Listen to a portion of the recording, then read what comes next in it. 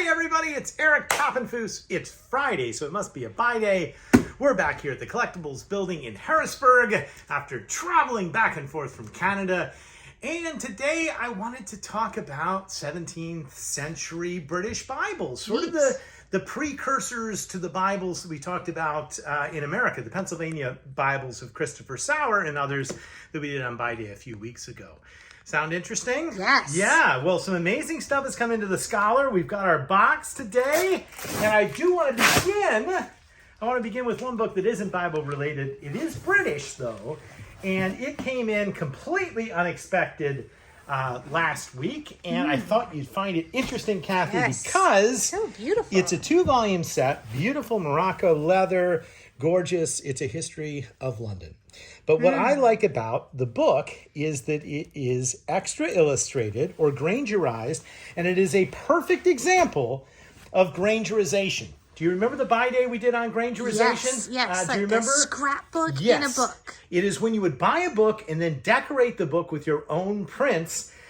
This was originally issued as a 1-volume book, and what I like about it is it tells you all this information here in the advertisement at the beginning. Neat. This edition is published without any illustrations of prints whatever, but titles are printed for the purchasers who choose to amuse themselves in the pursuit of illustrating, and an assortment of some hundreds of portraits, views, medals, historical prints may be had together or separate at the publishers. And so if you were to go online and look for this book, you can still find it today. It's just a single 1-volume, completely unillustrated history of London. But if you wanted to, you could Grangerize it and you could take it home. Oh, neat. And the publisher would even provide you with prints. One of the things that we have here in the collectible building is a lot of old prints. I've shown you this before, but we just have, file after file of famous people. And a neat thing about a history of London is that you could probably make any of these work. Is that Ben Franklin? Well, you probably wouldn't put the American signers of the Declaration of Independence in your history of London, but you could put something in. Now, look at what I mean by amazing prints. If you flip through this, there are more prints than there are pages of text. Wow. And, there's Sir Joshua Reynolds. Here is a good one. Don't you like that? Oh, yeah. That's Thomas Hobbes. And, this is a legitimate 18th century print that they've just added to the history of London. I like, sometimes they're a little too big to fit in, so they'll put them in and fold them like that. That is a very Fuseli-like figure. Here, I like this one as well, is, of course, the great Shakespeare in honor of last week's Buy Day. But, this is a print that was published in 1794. It has absolutely nothing to do with this history of London, but they decided, well, let's put Shakespeare in. And what do you think? That's awesome. Doesn't quite look like all the images of Shakespeare, and we'll have more on Shakespeare at another time.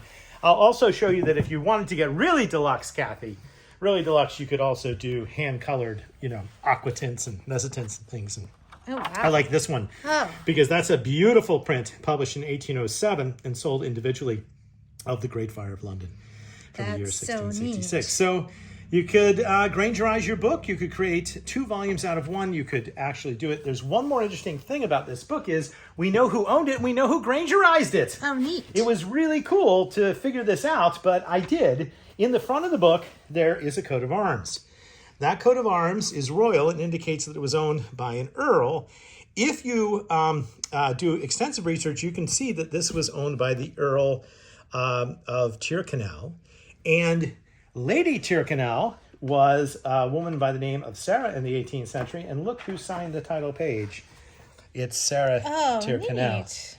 And my father's going to find this interesting. So, Dad, this is for you. The Tyrconnells bought a ramshackle estate in England that was owned by George Calvert and the First Lord Baltimore's.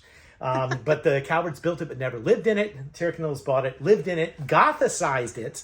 And here is a portrait of Lady Sarah Tyrconnell in her Gothic drawing room. And look right there at the bookshelf. That's where she would have kept her Grangerized books, including this book. So a little bonus story there.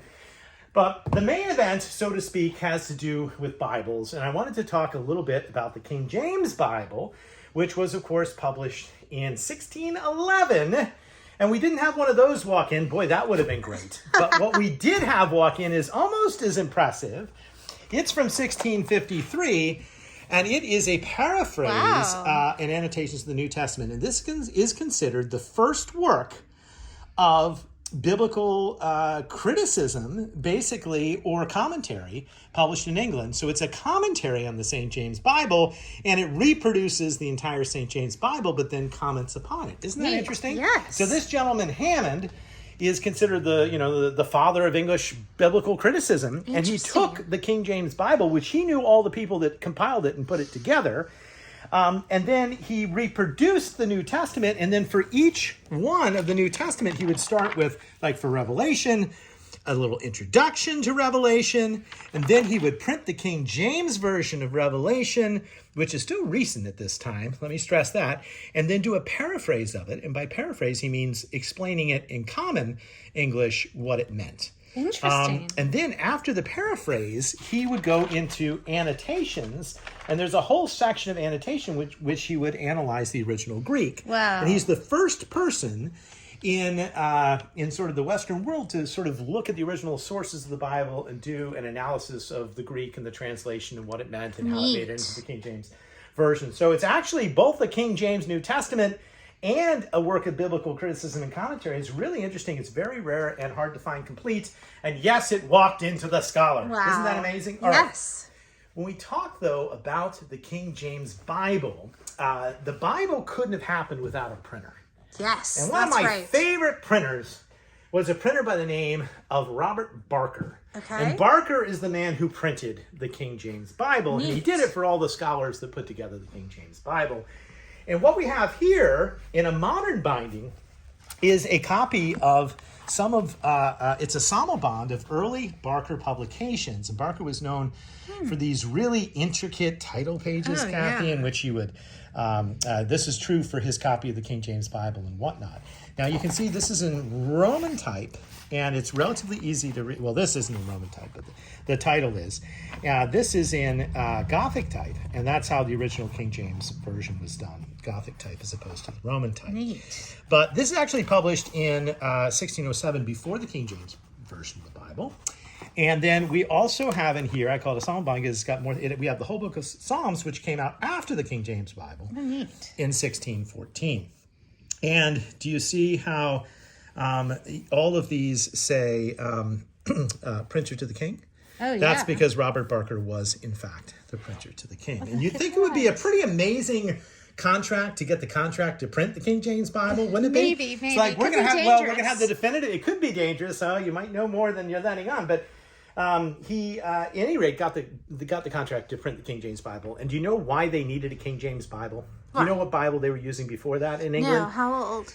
Well, they were using one that was put together by the Puritans. And it was a Calvin Bible, and it basically had certain translations of certain words that the king didn't like. For instance, the word king in the Geneva Bible, before the King James Bible, was always translated as tyrant. Oh, no. So, that's why you need the King James Bible. But the King James Bible is beautiful in its own way. It does not refer to the king as tyrant. In fact, reinforces the sort of divine right of kings. But wouldn't have been possible without Robert Barker. And whenever I can find pieces of Robert Barker's works, it's all very collectible. People will sell individual leaves of the King James Bible for hundreds of dollars. And we've gotten several 17th century King James Bibles that have come into the store, including one that came in fairly recently. They're usually missing pages, tattered about, but you can sell portions of them. People compile them. It's very difficult to do. But let me tell you about Robert Barker, because it's really good. He got the contract. He's printer to the king. He puts all this money into printing the initial King James Bible. Of course, he has to do it in, large format to begin with. He's not really doing the, the quarto style that this is. And it costs him a lot of money. And it's just, there's a lot of setup costs. However, once the King James Bible spreads and everybody wants one and he starts taking orders, he decides he's going to reprint the King James Bible, gets it all together. He's going to do a nice economical edition. He puts it together along with some journeyman printers, gets it out there. And guess what happens? What?